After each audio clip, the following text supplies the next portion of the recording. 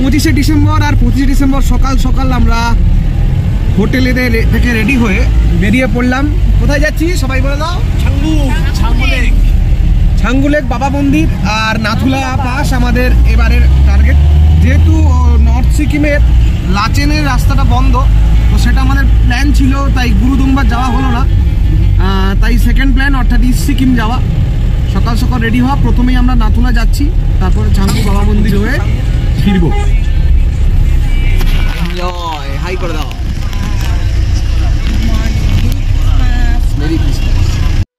North Sikkim বেরোনোর পর আমাদের এর পরের গন্তব্য ইস্ট সিকিম, অর্থাৎ সেই পরিচিত নাথুলা পাস বাবা মন্দির এবং ছাঙ্গু লেক।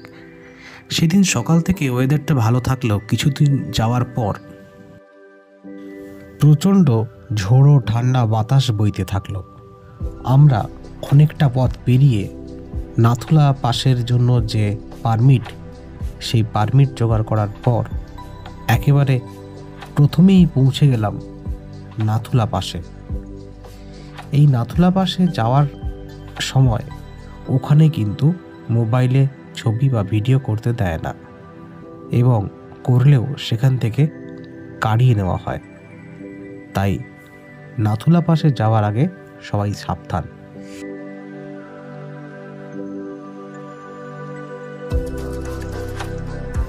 এখন আমরা সেই ছাঙ্গু লেকের পাশ দিয়ে যাচ্ছি। ছাঙ্গু লেক আমরা নাথুলা পাস থেকে ফেরার পর দেখব। অনেক উঁচু থেকে দেখছি, তাই কালারটা এত সুন্দর লাগছে।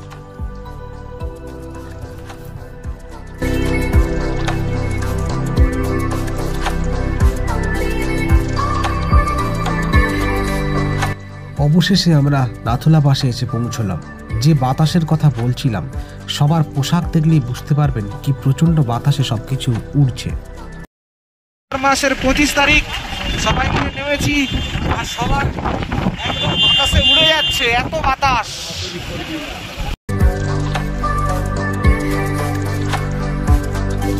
অনেক ওপরে অনেকগুলো সিঁড়ি বেয়ে ওঠার পর যেটা দেখা গিয়েছিল তা এই লাল বাড়ি, যে বাড়িটা ভারতের অংশ, এবং দূরে একটি সাদা বাড়ি যেটা চীনের অংশ।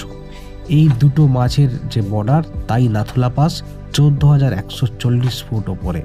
আর ওপর থেকে দেখা যায় ভুটানের সর্বোচ্চ শৃঙ্গ। ওখানে গিয়ে কিছু ছবি তোলার পর এবং লুকিয়ে যে সমস্ত ছবি সংগ্রহের পর সবাই নেমে এলো, এবং আবার আমরা ফিরে যাচ্ছি সেই কুয়াশা ভেজা অর্থাৎ মেঘ ঢাকা রাস্তা দিয়ে একেবারে নিচে অর্থাৎ ছাঙ্গু লেকের দিকে। যাওয়ার পথে চোখে পড়ল আরও দুটি লেক। একেবারে নিচে দেখুন, এতটাই ঠান্ডা যে পুরো লেকটা কিন্তু জমে গিয়েছে। পাশাপাশি দুটো ফ্রোজেন লেক ওই রাস্তা থেকেই দেখা যাচ্ছে। এখানকার যে দৃশ্য সত্যি অসাধারণ।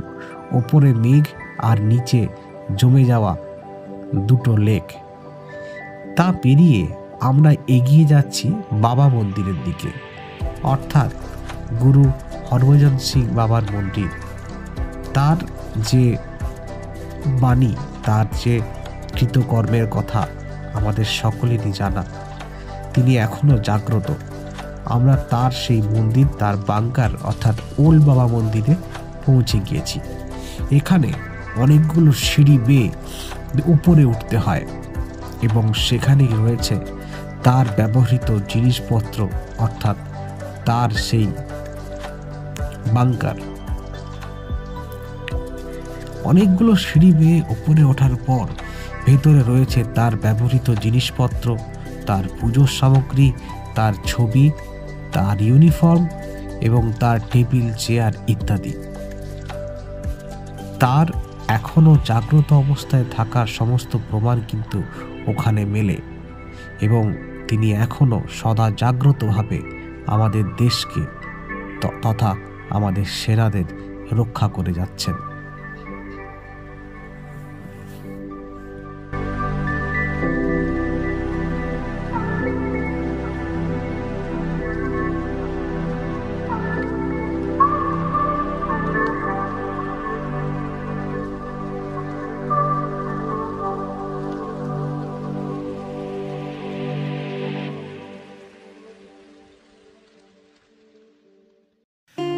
বাবা মন্দির দেখে আমরা এসে পৌঁছলাম ইন্ডিয়াস হাইয়েস্ট অল্টিটিউড রোপওয়ে।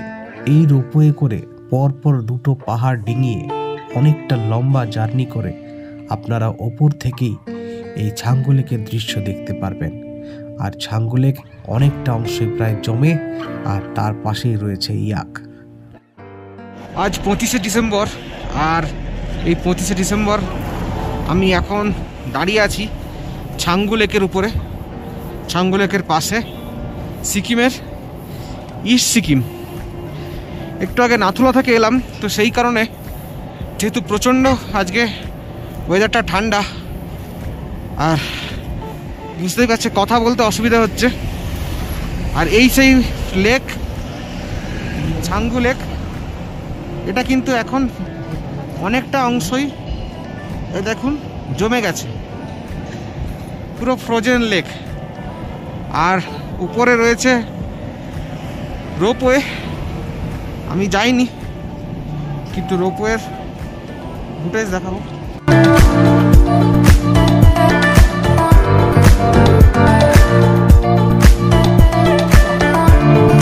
এই ইয়াকগুলোর পাশে দাঁড়িয়ে ছবি তুলতে 100 টাকা এবং উপরে উঠে চড়ে একটু ঘুরে আসার জন্য 200 টাকা, আর পুরো লেকটি ঘুরে আসার জন্য 650 টাকা। তাই এখানে এসে ইয়াকের উপর দাঁড়িয়ে ছবি তুলতেই পারেন। আর ছাঙ্গু লেকের একটা অংশ দেখুন একেবারে জমে গেছে, আর উপরে দেখা যাচ্ছে সেই রোপওয়ে। আমাদের লাচেন যাওয়া ক্যান্সেল হয়েছে। লাচেনের রাস্তা খারাপ, সেই কারণে লাচেনের পারমিট পাওয়া যায়নি। সেই কারণে আমাদের যে নর্থ সিকিমের যে ট্যুরের প্ল্যানটা, তার মধ্যে শুধু লাচুংটা হলো। আর তারপর এই ইস্ট সিকিম, যেটা সবাই যায়, কিন্তু এই ডিসেম্বর মাসে ইস্ট সিকিম একটা আলাদা অভিজ্ঞতা, কারণ ম্যাক্সিমামটাই মার্চ মাসে আসার কথা সবাই বলে। এখানে অলরেডি প্রচণ্ড মেঘ, হয়তো স্নোফলও হতে পারে নাথুলাতে আমরা যখন গেলাম ছবি তুলতে কিন্তু দিচ্ছিল না, সেই কারণে অনেকটা জায়গায় অনেক কিছু হয়তো মিস করব ভিডিওতে। ওটাই ঠান্ডা। এই যে আমার পেছনে যে জলটা দেখা যাচ্ছে, জলটা কিন্তু পুরোপুরি জমে আছে, আর প্রচণ্ড হাওয়া বইছে।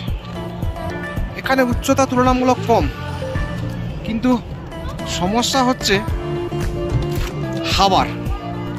প্রচুর জোরে ঠান্ডা বাতাস দিচ্ছে, এবং যেটা আমরা নাথুলাতে যখন গিয়েছিলাম তখনও নাক মুখ বন্ধ আছে, তাতেও মানে এতই বাতাস যে দাঁড়ানো যাচ্ছে না, এবং পাহাড়ের উপরে শীতল বাতাস, বুঝতেই পারছেন। তো মোটামুটি এইভাবেই আমাদের ট্যুরটা শেষ হলো। গোটা ছাঙ্গু লেকের ওপরে এবং আমাদের আশেপাশের পাহাড়গুলোতে তখন সাদা সাদা কুয়াশার মতো মেঘ ঢেকে যাচ্ছিল, এবং তার সাথে সাথে পাল্লা দিয়ে বাড়ছিল ঠান্ডা। বোঝাই যাচ্ছে আর কিছুক্ষণের মধ্যেই বোধহয় এখানে তুষারপাত হবে। তাই বেশিক্ষণ গাড়ির বাইরে দাঁড়িয়ে থাকাও যাচ্ছিল না। আমাদের মধ্যে কিছু জন দূরের ওই পাহাড়টাকে ছুঁয়ে দেখার জন্য রোপওয়েতে জার্নি করলো। আমার ব্যক্তিগত কারণে আগে গুলমার্গের গন্ডোলা রাইড হয়ে যাওয়ার কারণে আমি ওই রোপওয়েতে গেলাম না, তার বদলে ঢুকে গেলাম সামনের একটা খাওয়ার জায়গায়। দামে এখানে ম্যাগি, লেমন টি, কথা বলতে অসুবিধা হচ্ছে, সব কিছু আছে। আর আমরা ম্যাগি ট্রাই করার পর এই মাইনাস টেম্পারেচারে এখন এই ধোঁয়া ওঠা,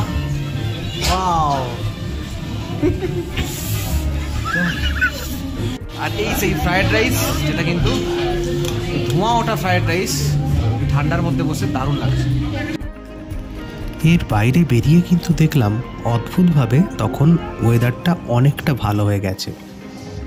সামনে আবার নীল আকাশ, আর ওই যে দেখা যাচ্ছে সেই রোপওয়ে। এই রোপওয়ে 630 টাকা নেয়, এবং উপরে যাওয়ার পর এই পাহাড়টি ডিঙিয়ে আরও একটি পাহাড় অবধি এই রোপওয়ে চলে। রোপওয়ে থেকে আকাশ পরিষ্কার থাকলে দূরে পুরো শহরটাই দেখা যায়।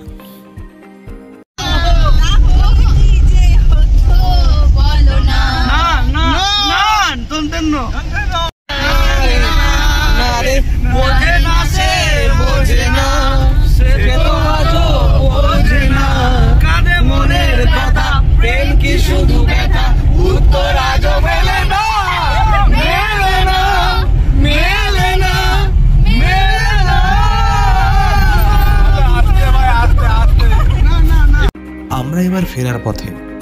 কেউ টিকিট দেখছে, কেউ লুডো খেলছে, কেউ তাস। গোটা রাস্তা অনেক গানের লড়াই হলো। আর সব কিছু মিলিয়ে এখন এনজিপি স্টেশনে অপেক্ষা ট্রেন আসে। কেউ বিভিন্নভাবে সময় কাটাচ্ছে এবং অবশেষে আমাদের ট্রেন এসে গেছে এবং এবার এনজিপি থেকে বিদায়, আর এনজিপি থেকে শিয়ালদা হয়ে বাড়ি ফেরা। তো এখানেই শেষ হলো আমাদের জার্নি।